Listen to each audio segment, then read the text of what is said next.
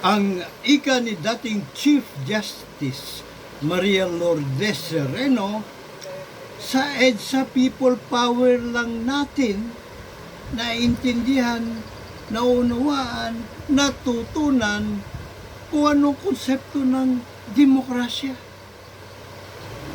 Sanay daw tayong mga Pilipino sa kalakaran ng palakasan, sipsipan, hatakan, pababa. Nga ba? Sa EDSA people power natin natutunan, naunawa, naintindihan kung ano ang demokrasya. Kilatisin nga po natin sa episode na ito ng ating Century serye na ating pamamagatan ng people power. Kung walang power ang people, walang demokrasya. Imbes tayo ay sovereign, tayo ay mga alipin. Hey, good morning ladies and gentlemen of the jury. Puwersa 99.9% sa Puwera, sa Luzon, sa Visayas, sa Mindanao, maging sa po kayong sulok ng mundo. Mr. Juror po, Dr. Sixto Kilatis Lagari, ang inyong lingkod, PhD Public Administration, Honoris Causa. Ako din po ang founder ng Philippine Trial by Jury Movement / Partido KKK 2.0 Demokratiko. Ako po ay isang paralegal. Hindi po ako abogado. Paralegal lang po tayo. Researcher. Para huwag tayong mapaikutan pagdating sa ating mga karapatan alinsunod sa mga umiiral na batas. Bagong lahat, mga luma ay dapat na natin palitan pagdating ng 2028 and beyond. Pahirit po muna ng suporta. Kunti suporta lamang po ang inyong pag-like, share, pag-subscribe dito sa ating YouTube Juror Advocacy Channel. Abay, malaking bagay na po. Malaking ambag na sa ating dakila at dalisay na layunin. Ang ipagpatuloy ang diwa ng himagsikan. Ang dakila at dalisay ay diwa ng himagsikan. Mapagtatag ng malayang bayan, mas pinalawak na sangguniang bayan, at back to basic trial by jury of we, the sovereign Filipino people, justice system, ang pundasyon, esensya, puso, kambal tuko, the epitome of democracy. So, sige, umpisa na po natin. Okay, umpisa natin ang kwento po sa American era. Dumating ang mga Amerikano dito sa ating bayang Magiliw mga pagang 1898. Dahil sa nagdeklara ng giyera laban sa kanila ang Espanya, at si Commodore Dewey ay naatasan ng high headquarters na pumasyal sa Manila Bay at palubugin saglit ang Spanish Armada na siya na pong naganap. And then, ayun na, kumbaga the rest is history. Okay? So, ano po ang ambag sa ating lipunan, sa ating lahing kaymanggi ng Amerikano? Edukasyon. Yung hinasa tayo sa mga proseso ng demokrasya, at ginawaran po tayo ng kalayaan po. Nga lang, doon, nung binahagi po ng Amerikano ang kanang Bill of Rights, -2. Hindi po na isinama ang the right to keep and bear arms and the right to trial by jury. Na siya naman pong makatuwiran, sapagkat ng mga panahon pong iyon, tuloy pa po himagsikan. Kaya kung pati yun ay kasama sa Philippine Organic Act of 1902, abay, parang dumampot lang ng bato ang mga Amerikano at napamukpok sa kanilang mga ulo. Ano po? So, yan po ang naganap. Ano po? Now, American Bill of Rights, sandali ha, Fifth Amendment, okay. Parang doon na sa mamaya pa yan. Okay, sige.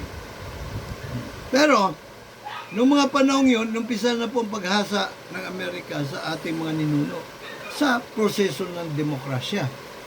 As in, 1907 pa lang, meron na mga halal na opisyal na mga ninuno po natin. No? Lahing kayo magi. No? At pagsapit ng 1916 o 17, pati mga senador, meron na pong mga halal. Ang una kasi doon sa Assembly, General Assembly. Sumunod, meron na senador. Po. At sumunod, binigyan na ng karapatan, kumbaga, hinasa na sa pamamahala, mga Pilipino na mismo.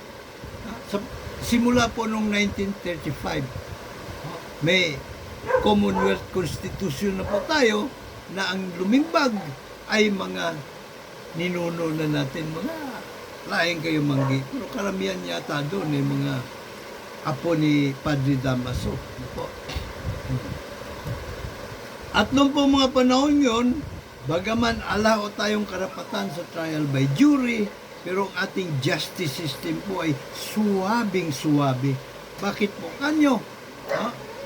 Yung pong pinal na desisyon ng Korte Suprema sa Bayang Magiliw ay reviewable doon po sa Supreme Court ng United States of America. So, gustuhin man ng mga politiko, ng mga Pilipino ng mga panahon yon na magnakaw dito, nakaw doon, hindi nila magagawa. Mapapanagot po sila. Ano po?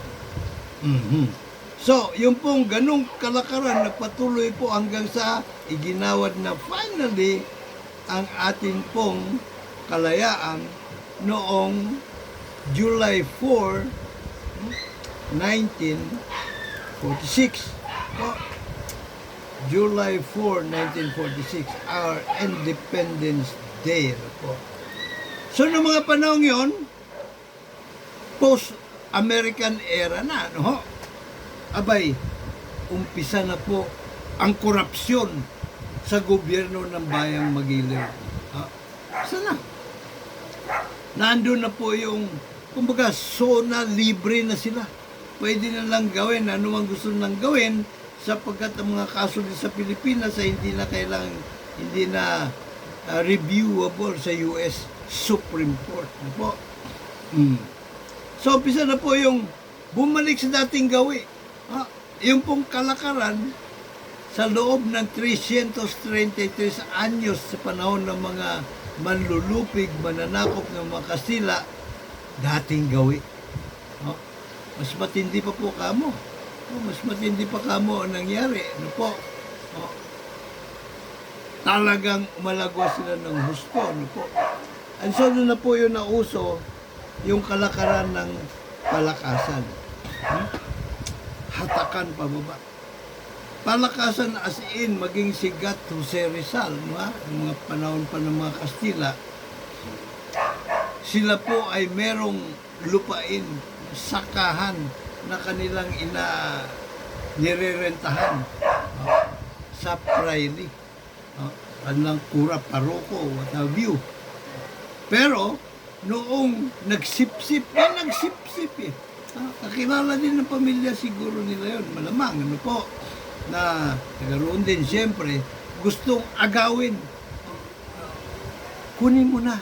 Kumbaga, parang sinasabi niya, Father, magkaibigan naman tayo. No, sip-sip naman ako sa iyo. No, kahit na anong paggagawa mo sa akin, gagawin ko. Pwede ba kunin mo na? Sa pamilyang Rizal, yung mga lupain niya, bawiin mo na. At sa halip na sila, ako na lang ang re-renta. At siyang nangyari. Kaya nga, naburi yung sigat sa yung kapatid niya si Pambira. No? So, ano na po, balik na naman ang hatakan pababa sa ngalan ng sipsipan. Ano po? Dahil ang panglalamang sa kapwa ay sigurado namang gawaing tiba-tiba. Hindi po ba? Ha? So, yun po ay nangyari kaagad the day after the Independence Day, no ha? Katapos ng July 4, 1946, ano po? Malagwan na ang korupsyon. Doon na po lumutang yung mga war surplus scam. Pagkatapos ng gera, ano po, maraming yung mga wilis na jeep, bahagi yon ng reparasyon ng Amerika sa Pilipinas. Ano nangyari? Natunaw. Ibinulsan ng mga kawatan. Lumutang din yung Golden Orinola. Lumutang din yung road network scam. Binigyan ng Amerikang gobyerno ng Pilipinas ng katakot-takot na kwarta, mali-maleta, para ipagawa ang mga kalsada. Pasimento may mga kalsada, paninimihirapan ng mga Pilipino sa baba ng kanilang mga agricultural produce galing doon sa mga pasakahan nila. Ano ginawa? Ibinulsa yung pera. Ang bira, paggawa lang ng poso. At syempre, ang culmination po nung pinaka-rurok, kumbaga, ay dumating na yung rehimeng Marcos. Mas matindi pa, lalo tumindi yung mga korupsyon. Ang birang pati sunod. Agawan ng mga lupain, agawan ng mga negosyo. Siyempre, alangan naman ko ang negosyo na kumikita, tumatabo, ay negosyo ng kalaban mo sa politika, siyempre, gagawa mo ng paraan para makamkam at ibenta. Pwede man ikaw mismo magpapatakbo, yung mga krone mo. Kasi kailangan din na ang krone para may kakampi sila pagdating ng halalan. So doon na po, isinilang yung never again. Never again. So, pagkatapos po ng EDSAhan, ano po nangyari? Balikan natin yung munting tanong. Sa EDSA People Power Revolution na ba tayo natuto? Namulat kung ano ang puso't diwa ng demokrasya. May isa pang kahindik-hindik na tanong yan na nagmamakaawa para may tanong, bakit bigo ang EDSA People Power? Bakit bigo? Abay, peke po kasi ang demokrasya na meron tayo. Peke. Ito po mga nagdunong-dunungan na framers ng 1987 Constitution, inukit yung autonomous region of Muslim Mindanao, autonomous Cordillera Administrative Region, inukit yung autonomous local government, autonomy ng local government units, at yung anti-political dynasty. Na wala naman pong ngipin, walang angas, walang tahid, walang kamandag kontra korupsyon. Wala pong kamandag ito. So ano po nangyayari? Ba't nagkaganon? Kasi yung pong pinauso ng Kastila na sistema ng hukuman, ang Real Audiencia de Manila, na pang-diktador, kontrolado ng gobernador general, at kalaunan kontrolado ng kung sino ang pangulo sa ating bayan, siya pa rin umiiral sa ating bansa. Ano po? So, patuloy, lumala pa lalo yung kalakaran ng palakasan, yung hatakan pababa. Ano po? Sapagkat doon po sa ating 1898, 1935, 1973 at 1987 Constitution, pare-pareho pong pang-diktadorya. Instrumento ng diktador. So,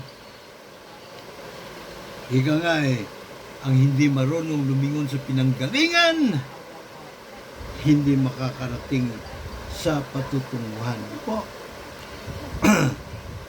Now, bago po pag-usapan natin kung ano yung pinanggalingan, pag-usapan muna natin ito pong Kingdom of Norway. Di monarchical democracy. Itong Kingdom of Norway. Ito po kasi ang pinag-usapan ni na Professor Dan Gatmaitan, Professor Cielo Magno, at ni Attorney Ariel Tanangonan, isang election lawyer. Ano po? Pinagdiskitahan po nila sa kanilang programa Kamakalawa. Ano po? Ano sabi ni Professor Cielo Magno, kasi pinag-aralan po na yung mga international na mga, well, yung good governance, ano po, sa international level, ano po. So, kanya, isa sa kanilang mga pinag-aralan ay yung Norway. At nagtataka siya kung bakit itong Norway may good governance. Pero pagka ito ay binunggo sa kanilang panuntunan, sa bansa na may good governance, bagsak.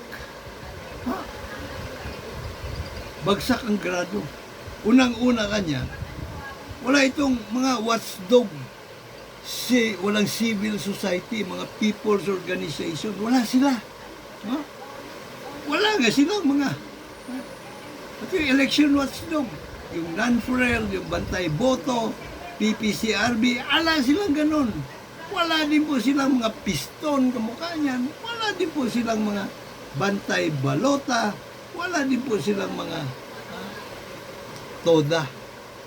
So sabi niya, nagtataka siya, paano ito? Paano nila nakamtan ang good governance samantalang bagsak sila pagdating sa mga panuntunan? Now, nagtanong pa nga si Atty. Ariel tanungunan. So sabi niya, may napansin ka ba o napansin mo ba, Prof. Cielo, kung ano ang sitwasyon nila? Paano nila na-achieve ang good governance? Hindi alam ni Prof. Cielo. Nahirap kulang sa research. Now, para lang bigyan natin ng hustisya kung ano ang mga ganap sa Norway. Sa Norway, ang kanilang justice system ay mixed jury justice system. Mixed jury ng mga professional judges at mga lay judges or lay people. Ito yung mga pangkaraniwang mga mamayan. So, halimbawa dito sa kanilang mga district courts, ang mga lay judges na umuupo katabi ang mga professional judges sa mixed court, is in most cases, dalawang lay judges. Dalawa.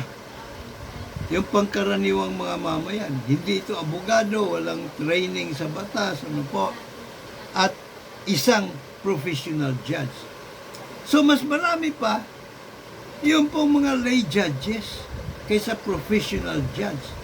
Siguro magtataka kayo, bakit ganun?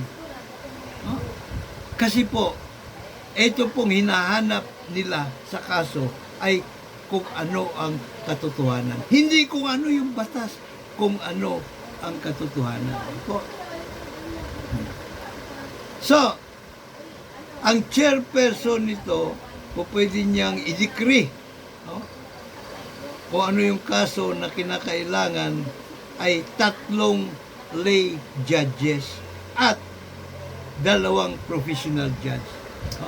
Conforme sa sitwasyon, pwede po niyang sabihin, teka muna dagdagan natin ng tigi-tigisa.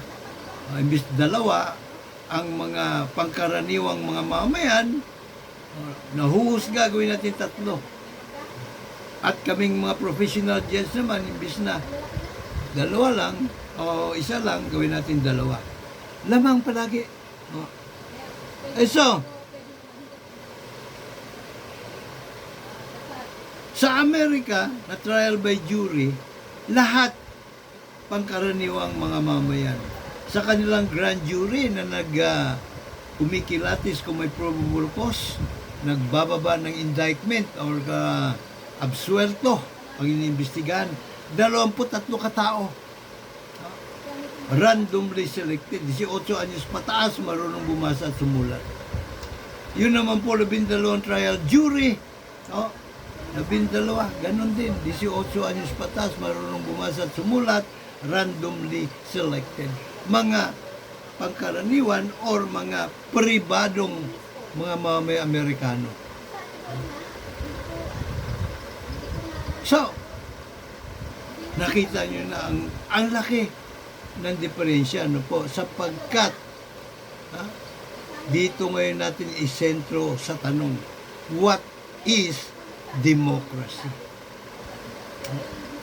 Karamihan po sa atin, ang bukang bibig, ibinalik daw ng EDSA People Power 1986 ang demokrasya. Anong demokrasya ibinalik? Kailanman di pa tayo nagkaroon ng demokrasya. Sapagkat inuulit ko, ang demokrasya ay government of the people, by the people, for the people. At ang epitome ng democracy ay karapatan ng mga mamayan sa trial by jury. Malinaw po tayo dyan, po. Sa madaling salita, hanggat ala po tayong karapatan sa trial by jury, there is no such thing as democracy. At best, peke, pseudo-democracy lang ang meron tayo. Sapagkat kontrolado ng mga traidor at kawatan, ang hukuman na siya pong susi para makamtan ang good governance. So what is democracy? Artikulo 39 ng Magna Carta of 1215 England. Walang sinuman ang ipadadampot, pakukulong, kukumpiskahan ng ari-arian o pugutan ng ulo nang walang hatol mula sa hukumang hurado ng kanyang mga kapwa mamayan. Kung ikaw ay free man, kasi merong mga ilang antas sa lipunan ng England, ikaw ay malayang mga mamayan, ang juror na huhusga sa iyo, mga kapwa o malayang mga mamayan. Kung ikaw naman ay alipin, kapwa mo alipin, ang hahatol sa iyo. Kung ikaw naman ay Panginoong may lupa, 2 klase po ang nobility sa kanila. Isang Panginoong may lupa at yung isa naman ay taong simbahan, yung relihiyosong. So yun din. At siyempre kung ikaw ay kasal, pamilya ng monarch, ay kapwa mo, mga kapamilya mo, huhusga sila. Punta naman po natin ang amenda numero 5 sa United States Constitution. Nakalagay po rito, the 5th Amendment of the U.S. Constitution, no person shall be held to answer for capital or otherwise infamous crime unless on a presentment or indictment of a grand jury. So malinaw po yan. Sa kabilang banda, dito naman po sa ating Artikulo 3, Section 1, sa ating saligang batas, nakasaad, no person shall be deprived of life, liberty, and property without due process of law, nor shall any person be denied the equal protection of laws. Sa biglang tingin, pare-pareho na naman pala Ala naman pinagkakaiba. Andali po muna. Pansinin po ninyo. Dito po sa Artikulo 39, ng Magna Carta of 1215 England, malinaw po kung sino huhusga. Sa anong klaseng paglilitis? Trial by jury of peers. At ang huhusga ay siyempre mga kapwa mo mamaya. Ganon din po sa Fifth Amendment ng US Constitution. No? Ang unang-unang didetermina kung may probable cause, yung grand jury. Ha? Mga kapwa mo mamaya Amerikano.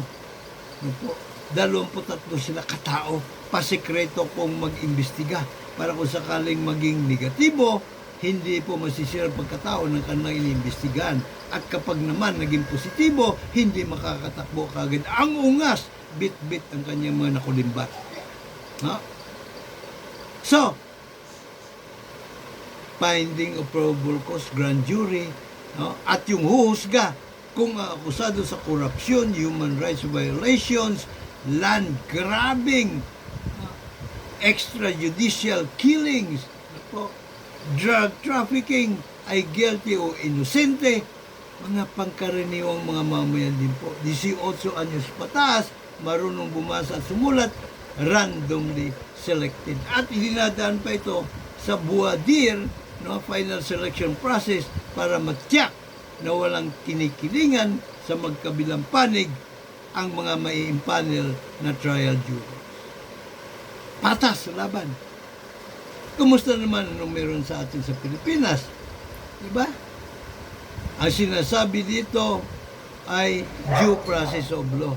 And no person shall be denied equal protection of laws. So ano po ang due process dito? Ang due process, doon ka lilitisin sa hukumang trial by palakasan na kontrolado ng mga abusado, traidor at kawatang kuno ay mga politician. Di po ba? Hindi ba kontrolado ng politiko ang mga regional trial courts? Piskalya pa lang, kontrolado ng mga politiko.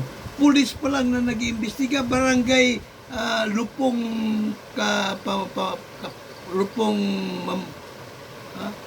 tagapamayapa pa lang nag-iimbestiga. Kontrolado na po yan ng mga politikong mga traidor at kawatan.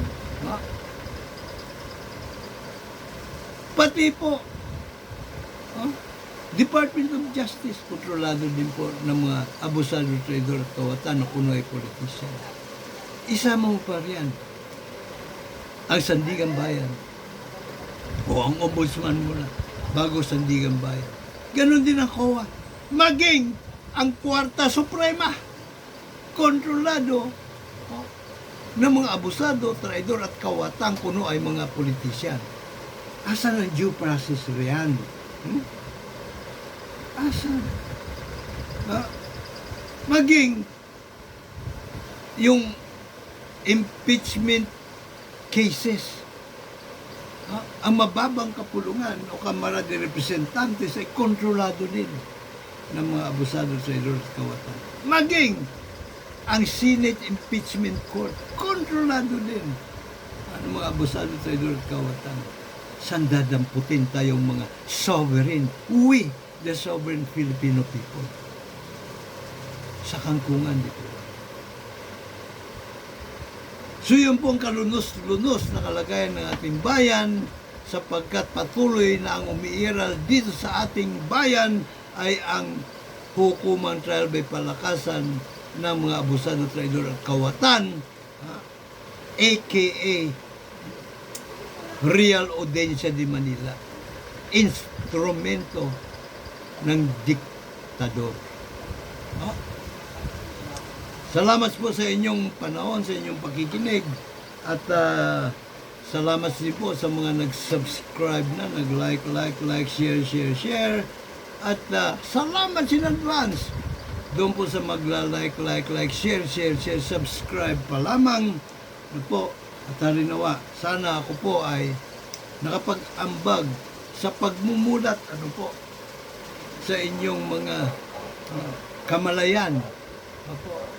Ukol sa mga bagay-bagay na ating pong tinatalakay din sa ating pong munting palatuntunan. Ano po? At sana po ay magkaroon po tayo ng matalinong pagpapasya pagdating po sa 2028. Pero bago lahat, kailangan po munang baklasin si George Calabasa Garcia at ang kanya po mga kampon ng mga komisyonista. Diyan po sa Comelec Potong. Yan po ang mga anay sa hanay po nating mga sa anay po nating lahing kayo maggi. Ang birang patisyon. Pero, taasan ko pong sabihin sa inyo, don't take my word for what it's worth, for what it is. No? Gawin nyo rin po inyong homework. Balit na lang ngayon ng mundo. Research din po kayo kapag may time.